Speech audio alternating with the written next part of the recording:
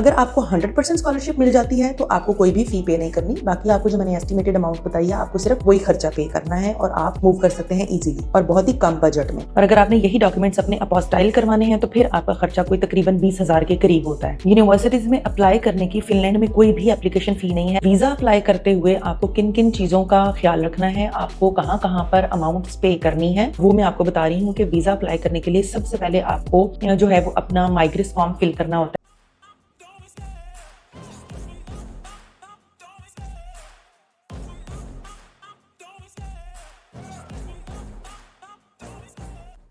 अस्सलाम वालेकुम। फिनलैंड ऐसा कंट्री है जिसमें स्पाउस के साथ आप मूव कर सकते हो, विद फैमिली आप मूव कर सकते हो। बहुत सारे स्टूडेंट्स जो हैं वो हमसे क्वेश्चनिंग कर रहे हैं कि अर्ली एडमिशंस ओपन हो चुके हैं और ज्वाइंट पोर्टल भी 1 जनवरी से ओपन होने वाला है। तो स्टूडेंट्स की क्वेरीज हमारे पास आ रही हैं कि पूरा कॉस्ट का जो है वो एक एस्टिमेट हमें दे दीजिए कि अगर सिंगल एप्लीकेंट मूव करता है तो उसकी A to Z क्या कॉस्ट आती है फिनलैंड मूव करने के लिए, अगर वो विद स्पाउस मूव करता है तो उसकी क्या कॉस्ट है, अगर वो विद फैमिली मतलब अगर वो किड्स के साथ मूव करता है जो कि 18 ईयर्स से कम है, 1 या 2 या 3 जितने भी बच्चे हैं, अगर वो उनके साथ मूव करता है तो कॉस्ट एस्टिमेट करके हमें बताइए ताकि हम अपना बजट जो है वो अरेंज करें और फिनलैंड मूव करने के बारे में सोचें। तो इस वीडियो में मैं आपको फिनलैंड के अंदर लगने वाले तमाम के तमाम अखराजात के बारे में बताऊंगी कि आपने फिनलैंड जाने से पहले A to Z आपका क्या क्या खर्चा होने वाला है, डॉक्यूमेंट से लेकर आपके वीजा यानी TRP तक। तो कॉस्ट अगर आपने आइडिया करना होता है किसी भी कंट्री की स्टडी वीजा की कॉस्ट का, तो उसको सबसे पहले आप 3 से 4 हिस्सों में डिवाइड कीजिए कि आपके स्टेप्स कौन कौन से हैं। तो इसके अंदर जो कॉस्ट है वो सबसे पहले तो हमें ये देखना होगा कि हमने यूनिवर्सिटीज कौन कौन सी सर्च करनी है और कहाँ पर अप्लाई करना है, उनकी एप्लीकेशन फी क्या है यूनिवर्सिटी के अंदर। यूनिवर्सिटी में अप्लाई करने के लिए आपको कितना खर्चा उठाना पड़ेगा, आपको कितने चार्जेस चाहिए। देन आपका होता है जी ऑफर लेटर आने के बाद आपको क्या क्या पे करना है, कितनी अमाउंट चाहिए यूरोज में और पाकिस्तानी रुपीज में, हम उसके बारे में भी डिस्कस करेंगे। उसके बाद आपने अपना वीजा प्रोसेस करना है। वीजा प्रोसेस आप अपना अकेले एप्लीकेंट का कर रहे हैं या आप साथ अपने स्पाउस का कर रहे हैं या साथ अपने किड्स का कर रहे हैं, ये सारा एस्टिमेट आपको इस वीडियो में मैं बताऊंगी। फिर डिवीजन में एंड वाला जो चीज होती है वो होती है स्टेटमेंट, कि आपको बैंक स्टेटमेंट अगरचे वो आपका अपना ही अमाउंट है, वो एक्सपेंडिचर नहीं है, लेकिन फिर भी एक एस्टिमेटेड अमाउंट स्टूडेंट को बतानी पड़ती है कि आपको स्टेटमेंट कितनी रखवानी होगी अपने बैंक में। तो ये भी मैं इस वीडियो में आपको बताऊं। सबसे पहले हम देख लेते हैं कि यूनिवर्सिटी में अप्लाई करने का कितना खर्चा आता है, कौन कौन से डॉक्यूमेंट्स चाहिए होते हैं। तो देखिए आपके पास रिक्वायर्ड डॉक्यूमेंट में सबसे पहले आइल्स होता है। आपका आइल्स होना जरूरी है या फिर टॉफल होना जरूरी है या फिर PTE का आपके पास जो है वो रिजल्ट शीट मार्कशीट होनी जरूरी है अप्लाई करने के लिए। आपके जो एजुकेशनल डॉक्यूमेंट्स हैं वो IBCC and HEC and MOFA से अटेस्टेड होने चाहिए। तो इनका जो राउंड अबाउट खर्चा है वो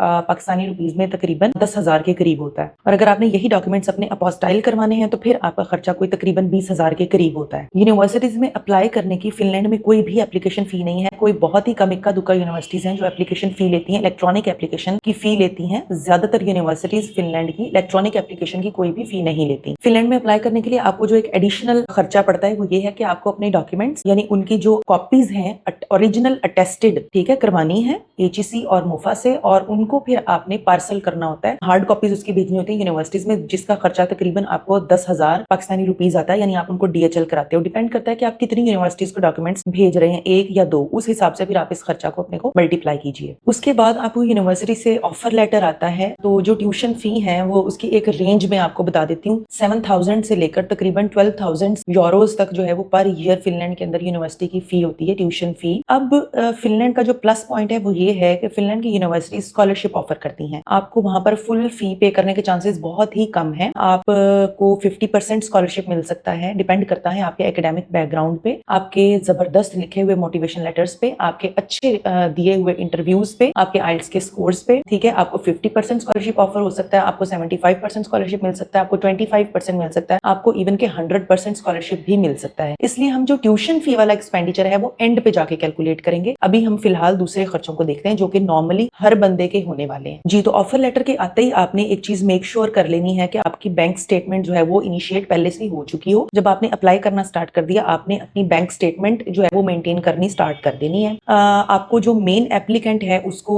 तकरीबन 7,000 यूरोज जो है वो अपनी बैंक स्टेटमेंट के अंदर रखवाने होते हैं। आपकी बैंक स्टेटमेंट तकरीबन 3 मंथ्स ओल्ड होनी चाहिए, जिसके अंदर पाकिस्तानी 22-23 लाख रुपए बनते हैं वो मौजूद होने चाहिए। आपके स्पाउस की बैंक बैंक स्टेटमेंट भी मेंटेन होनी चाहिए, वो भी 3 मंथ्स ओल्ड, कम से कम 3 मंथ्स ओल्ड चाहिए होगी जब आपका वीजा अप्लाई कर रहे होंगे तब। तो उनकी बैंक स्टेटमेंट तकरीबन 25 लाख पाकिस्तानी रुपीस होनी चाहिए। आपके जितने भी बच्चे हैं 18 साल से कम वाले, हर एक की बैंक स्टेटमेंट तकरीबन 17-18 लाख पाकिस्तानी रुपीस होनी चाहिए। ये बैंक स्टेटमेंट आपके अपने पैसे हैं, ये सिर्फ आपने उनको शो करवाने हैं, वो आपके अकाउंट में होने चाहिए, ये आपका एक्सपेंडिचर नहीं है, ये बात आपके जहन में रहे जी। तो वीजा अप्लाई करते हुए आपको किन किन चीजों का ख्याल रखना है, आपको कहाँ कहाँ पर अमाउंट्स पे करनी है, वो मैं आपको बता रही हूँ कि वीजा अप्लाई करने के लिए सबसे पहले आपको जो है वो अपना माइग्रेस फॉर्म फिल करना होता है। मिग्री फिनलैंड पे आपको अपना फॉर्म फिल करना है अप्लाई करने के लिए, अपॉइंटमेंट्स के लिए। इसकी एम्बेसी जो है वो फिनलैंड की पाकिस्तान में नहीं है, तो आपको यूएई से अप्लाई करना होता है। यूएई के वीएफएस ग्लोबल पे आपको अपॉइंटमेंट सर्च करनी है, आपको वहां पर जाना है, अपने बायोमेट्रिक्स देने, अपना इंटरव्यू देने। तो वो सारा खर्चा मैं कैलकुलेट करके आपको बताती हूँ जी। तो यूनिवर्सिटी की फी पे करने के बाद आपने अपने फाइनल एक्सेप्टेंस लेटर्स वगैरह रिसीव करने के बाद आपने वीएफएस पे अपॉइंटमेंट हंट करनी होती है। आपको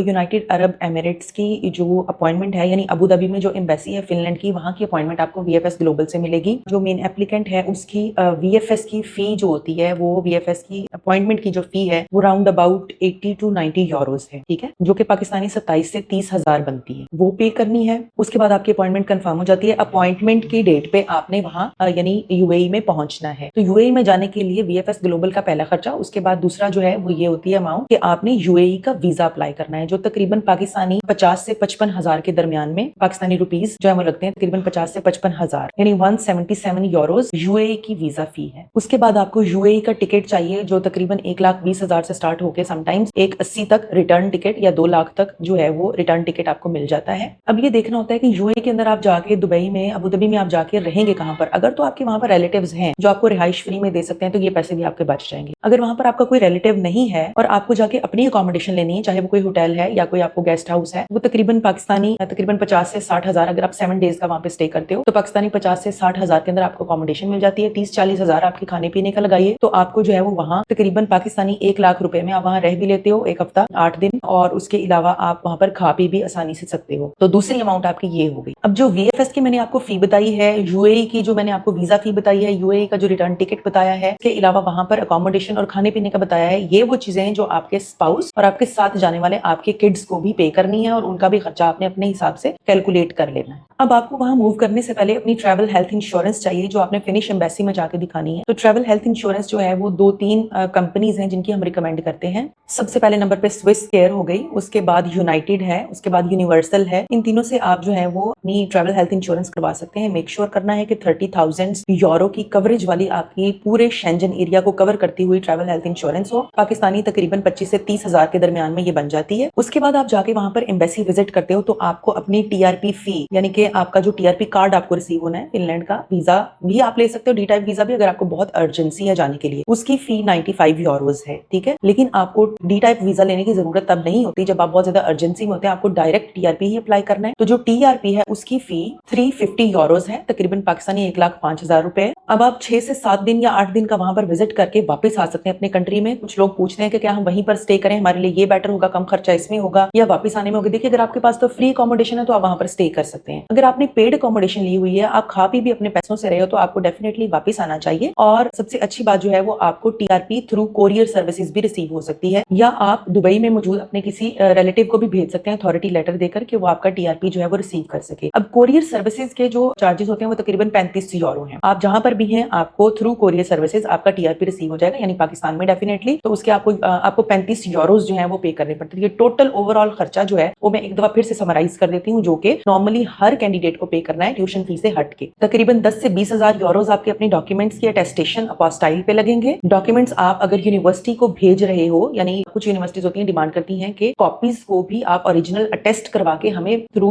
कोरियर भेजिए, तो तकरीबन 10,000 पाकिस्तानी रुपीस डीएचएल लेता है कोरियर करने के वहां पे डॉक्यूमेंट्स आपके। उसके बाद वीएफएस की फी है जो कि 80 से 90 यूरोस है, यानी पाकिस्तानी 27 से 30 हजार रुपए। उसके बाद यूएई का वीजा है जो कि 177 यूरोस यानी तकरीबन 50 से 55 हजार पाकिस्तानी रुपीस में मिलेगा। उसके बाद यूएई का टिकट है जो 1,20,000 से 1,80,000 के दरमियान में पाकिस्तानी रुपीस में आपको मिल सकता है, रिटर्न टिकट। उसके बाद वहां पर अकोमोडेशन और आपका खाना पीना जो तकरीबन पाकिस्तानी 1 लाख रुपए में, अगर तो आपका वहां पर कोई रिलेटिव या कोई ऐसा फ्रेंड नहीं है जो आपको अकोमोडेशन दे सके तो लगेगा, अदरवाइज ये खर्चा भी आपका बच जाता है। उसके बाद आपकी ट्रैवल हेल्थ इंश्योरेंस है जो आपने करवा के यहाँ से जानी है, तकरीबन पाकिस्तानी 25 से 30 हजार के दरमियान में। उसके बाद आपको अगर थ्रू थ्रू कोरियर सर्विसेज अपना टीआरपी रिसीव करना है तो 35 यूरो उस चीज के हैं। ये आपकी टोटल कॉस्ट जो है वो तकरीबन 5 लाख पाकिस्तानी रुपीस बन रहे हैं। अब हम यूनिवर्सिटी की फी पे वापस आते हैं कि आपको फी अपने सर्कमस्टेंसेस के हिसाब से कितनी पे करनी है और उतना खर्चा आपने इस जो मैंने आपको पहले एस्टिमेट बताया उसमें ऐड कर लेना है। तो ट्यूशन फी जो है वो वहां पर एवरेज तकरीबन 10,000 यूरो है। मैं 10,000 को लेकर चलती हूँ, किसी यूनिवर्सिटी की 7 है, किसी की 8, 9, 10, 11, 12 तक है। तो हम 10,000 यूरोज को जहन में रखते हैं। अगर तो आपको फुल फी पे करनी है तो पाकिस्तानी तकरीबन 30 लाख रुपए बनते हैं, ठीक है, अगर आपको कोई भी स्कॉलरशिप नहीं मिलता। अगर आपने 50% फी पे करनी है तो डेफिनेटली आप उसका हाफ कीजिए, यानी आपको तकरीबन पाकिस्तानी 15 लाख पे करने होते हैं पर एनम। अगर आपको 100% स्कॉलरशिप मिल जाती है तो आपको कोई भी फी पे नहीं करनी, बाकी आपको जो मैंने एस्टिमेटेड अमाउंट बताई है आपको सिर्फ वही खर्चा पे करना है और आप मूव कर सकते हैं इजीली और बहुत ही कम बजट में। अब जो अमूमन अभी तक होता आया है कि फिनलैंड वैसे भी स्टेट स्कॉलरशिप्स भी देता है। अभी रूमर्स हैं कि ये खत्म हो गया है, लेकिन लेट्स सी कि अभी क्या बनता है, आगे आने वाले मंथ्स में देखते हैं। लेकिन उसका भी मैं आपको थोड़ा सा बता देती हूँ कि वो क्या होता है। तकरीबन 4 से किसी को 2,000, 3,000, 4,000, 5,000 यूरोज तक स्टेट भी आपको स्कॉलरशिप ऑफर करती है। तो अगर आपको वो स्कॉलरशिप मिल जाता है, जिसके लिए अप्लाई करना पड़ता है फिनलैंड में जब आप एप्लीकेशन दे रहे होते हो उस वक्त, अगर तो आपको वो स्कॉलरशिप मिल जाता है तो आपको अपनी बैंक स्टेटमेंट 7,000 के बजाय सिर्फ 2,000 शो करानी पड़ेगी। अगर तो 5,000 मिल जाता है, ठीक है, जितना स्कॉलरशिप वो मिल जाता है तो आपको अपनी बैंक स्टेटमेंट उतनी ही कम शो करानी पड़ेगी। उससे ये जाहिर होता है कि वो आपको उतना पैसा देंगे। जब आप वहां जाओगे तो आपको एक्स्ट्रा पैसे शो करवाने की कि मेरे पास इतने पैसे हैं कि मैं वहां पे आके अपना एक्सपेंडिचर बर्दाश्त कर सकूं, मैं वहां पे आके अपनी अकोमोडेशन, खाना पीना, ग्रोसरी सब कर सकूं। तो वो एक्स्ट्रा शो करवाने की आपको जरूरत नहीं होती है। अब कुछ स्टूडेंट्स हमसे पूछते हैं कि हम शो मनी लेकर जाएं नहीं जाएं। डेफिनेटली आप लेकर जाइए, अपने लिए 2-3 महीने का खर्चा जरूर लेकर जाएं। ऑल्दो आपको टीआरपी यहाँ से मिल जाती है, लेकिन फिर भी आपको वहां पर जाकर एडजस्ट होकर जॉब ढूंढने में तकरीबन महीना 1.5 महीना लग जाता है। बहुत कम ऐसे केसेस हैं कि फौरन जाते ही उनको जॉब मिल जाती है। स्टूडेंट्स को आपको तकरीबन 2 से 3 महीने का खर्चा अपना साथ लेके जाना चाहिए, जो कि तकरीबन 1,000 से 1,500 यूरोज